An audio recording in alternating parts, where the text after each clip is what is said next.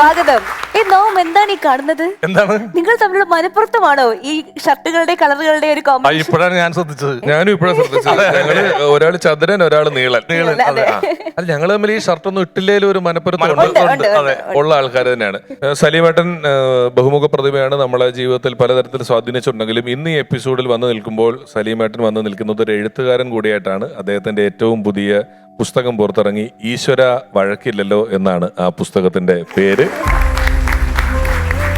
പുസ്തകം വായനക്കാരിൽ വലിയ ചിരി സമ്മാനിക്കുന്നതിനോടൊപ്പം ഒരു കാലഘട്ടത്തെ പ്രതിനിധാനം ചെയ്യുന്നു. ഒരുപാട് കഥാപാത്രങ്ങളിലൂടെ ജീവിതാനുഭവങ്ങളെ വരച്ചു കാട്ടുന്നു. അങ്ങനെ സമൂഹത്തിന്റെ നാനാ തുറയിലുള്ളവർക്കും വലിയ ചിരിയിലൂടെ അത്ഭുതങ്ങൾ സമ്മാനിക്കുന്ന ഒരു പുസ്തകമായി മാറിയിരിക്കുകയാണ് ഈശ്വര വഴക്കില്ലല്ലോ എന്ന അദ്ദേഹത്തിന്റെ പുസ്തകം. ആ ഒരു രചനയിലോട്ട് എത്തിയത് എപ്പോഴാണ്? 2 പടമൊക്കെ എഴുതിയതൊക്കെ നമുക്കറിയാം. അതൊരു പുസ്തകമാക്കി ഇറക്കാനുള്ളൊരു തീരുമാനം എങ്ങനെയായിരുന്നു സലീമേട്ടാ? ഇത് എൻ്റെ അനുഭവ കഥകളാണ്. അപ്പൊ എൻ്റെ അനുഭവ കഥകള് എന്നേക്കാൾ നന്നായിട്ട് എഴുതാൻ ആളില്ല എന്ന് കരുതിയാണ് ഞാൻ തന്നെ എഴുതിയത്.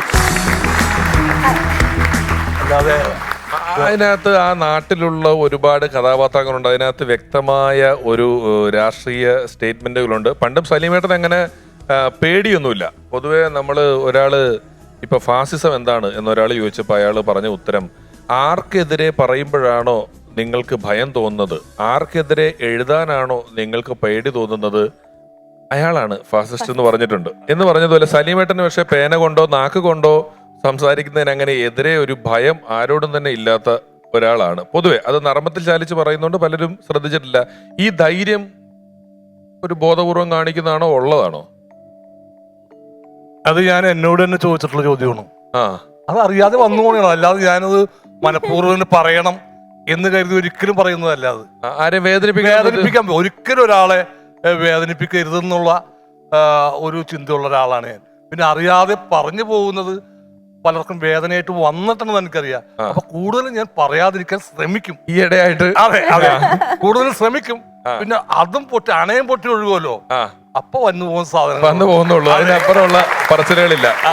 പുസ്തകം ഏതാണ്ട് 2 എഡിഷനുകൾ ഇറക്കിയ ദിവസം തന്നെ വലിയ അന്വേഷണങ്ങളും വന്നു, വിറ്റുപോയി. ഈ ഈശ്വര വഴക്കിൽ എന്ന ടൈറ്റിൽ എങ്ങനെ വന്നതാണ്? അത് ഒരു നാടൻ ചൊല്ലാണത്. എൻ്റെ ആദ്യം പേര് അത് പറയാറില്ല. അത് എൻ്റെ നാട്ടിൽ ഒരാൾ പറയാറുണ്ടായിരുന്നു. എൻ്റെ അച്ഛൻ്റെ ഒരു അനിയനാണ്. അയാൾ എന്തെന്ന് പറയുമ്പോൾ തന്നെ നമുക്ക് ഇഷ്ടപ്പെടാത്ത ഈശ്വര വഴക്കില്ലല്ലോ എന്ന് പറയും.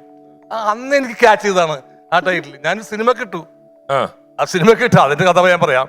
ഈ സിനിമയിലെ ഹീറോ ആയിരുന്നു ഇവൻ. വിശാലിന്റെ ഹീറോ. അതെ ഷൂട്ടിംഗ് തുടങ്ങി 5 ദിവസം ഷൂട്ട്.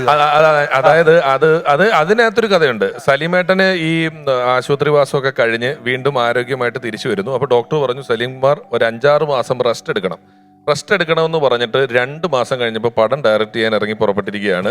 ഞാൻ ഹീറോ. സിനിമയുടെ പേര് ഈശ്വര വഴക്കില്ലല്ലോ. കുറച്ചു ദിവസം കഴിയുമ്പോൾ തൊട്ട് എന്നെ ആദ്യം ഡയറക്ടർ ലാൽ ജോസ് വിളിക്കുന്നു, ദിലീപേട്ടൻ വിളിക്കുന്നു, സലീമേട്ടന്റെ നാട്ടിലെ കൂട്ടുകാരൊക്കെ വിളിക്കുന്നു. നീ എന്തിനാ പടം ചെയ്യുന്നത്? അവന് റെസ്റ്റ് വേണ്ട സമയമല്ലേ? അവന് റെസ്റ്റ് വേണ്ട സമയത്ത് ഒരു പടം ചെയ്യുമ്പോൾ നീ പോയി ഹീറോ ആയിട്ട് അഭിനയിക്കാമോ? ഞാൻ ചോദിച്ചു, നിങ്ങളിത് എന്നോടാണോ പറഞ്ഞേ? സലീമേട്ടൻ എന്നോട് അഭിനയിക്കുന്നു പറയുമ്പോൾ ഞാൻ എങ്ങനെ വേണ്ടെന്ന് പറയും? നിങ്ങൾക്ക് സലീമേട്ടനോട് പറഞ്ഞുകൂടെന്ന് ചോദിച്ചപ്പോൾ അവനോട് പറഞ്ഞവൻ തെറി പറയൂ. അതുകൊണ്ട് നീ അഭിനയിക്കാതിരിക്കാൻ മാത്രമേ നമുക്ക് പറ്റുള്ളൂ, എല്ലാ കൂട്ടുകാരും കൂടെ. അങ്ങനെ ഞാൻ സലീമേട്ടനോട് പറഞ്ഞു, സലീമേട്ടൻ ചീത്ത വിളിക്കരുത്, ഞാൻ കുറെ ചീത്ത കേൾക്കുന്നുണ്ട് ഇതിന്റെ പേരിൽ, നമുക്കൊരു 6 മാസം കഴിഞ്ഞിട്ട് വേണമെങ്കിൽ ആലോചിക്കാന്ന് പറഞ്ഞു. എന്നാ വേണ്ട എന്നും പറഞ്ഞ് അങ്ങനെ ആ സിനിമ ഹീറോ ആയി നിന്ന്. അതിന്റെ ടൈറ്റിലേ ഉള്ളൂ കേട്ടോ, ആ സിനിമയുടെ കഥയല്ല. ഈ ബുക്കിൽ കുഞ്ഞു കുറെ നല്ല കഥകളാണ്. ഉഗ്രം ബുക്കാണ്, നല്ല കഥകളാണ്. അതിന്റെ ടൈറ്റിൽ ഇതാണെന്നുള്ളത് മാത്രമേ ഉള്ളൂ അല്ലേ? അതെ മമ്മൂട്ടി അദ്ദേഹമാണ് ഇതിന്റെ അവതാരിക എഴുതിയിരിക്കുന്നത്.